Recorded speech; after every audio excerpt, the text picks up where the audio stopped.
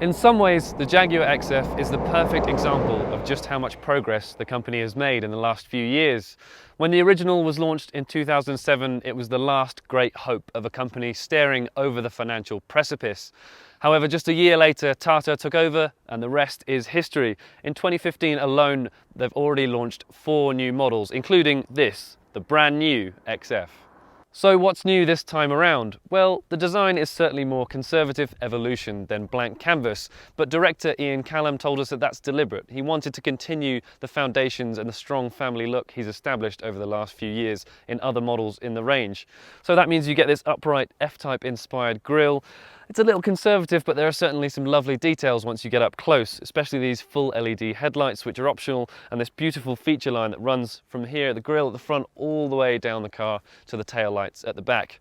It's actually a little bit shorter than the car it replaces, but crucially there's much more room between the wheels, 51mm in fact, and that means there's going to be a lot more space in the back for those who want to get chauffeured around rather than just drive it themselves.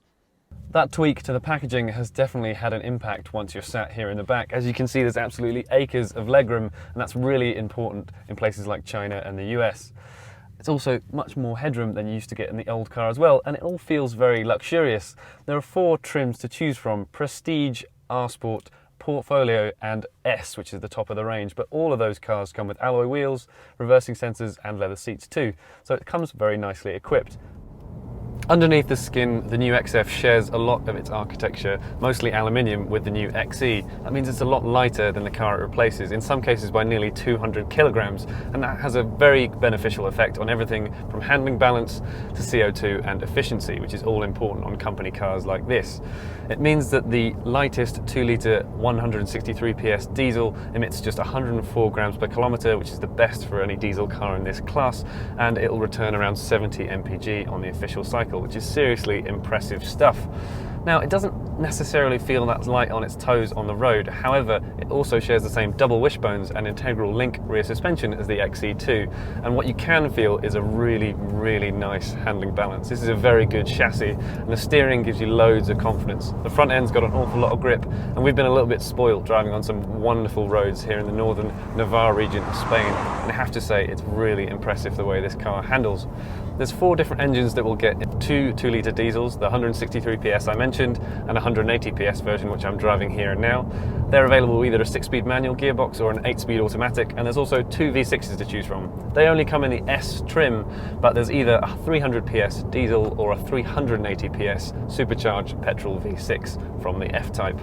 Now, the V6 petrol and diesel are a lot punchier than this 2-litre, but all of these engines are really refined, and overall the car feels quite grown up. Just very, very positive damping. It really soaks up the road as you roll over it, and again, it just makes you drive in a slightly more grown up manner than you might in its younger brother, the XE. The steering's just that little bit slower too, so it doesn't feel quite so hyperactive and alert, but that means you get more stability and calmness on the motorway, which is where most of these cars will be driven. There isn't a lot to complain about, I have to say, but if there's one thing, it's that the 8-speed gearbox is probably not calibrated quite as well as it is in this car's main rival, the BMW 5 Series. The changes aren't quite as crisp, and occasionally you'll be left waiting. Also, right at the top end of the rev range, sometimes this 2-litre diesel does feel slightly like it runs out of puff, but these are pretty minor niggles in what is otherwise a seriously impressive dynamic package. The other one criticism I probably do have is with this cabin. It feels very upmarket and stylish, but in certain places some of the materials feel a little bit cheaper. Also, this infotainment system, while considerably better than the old car, really has taken a big leap forward. It's again just not quite as slick graphically or as easy to figure out as some of the best systems around. Other than that though, I have to say the XF really seems like it's going to challenge for class honours.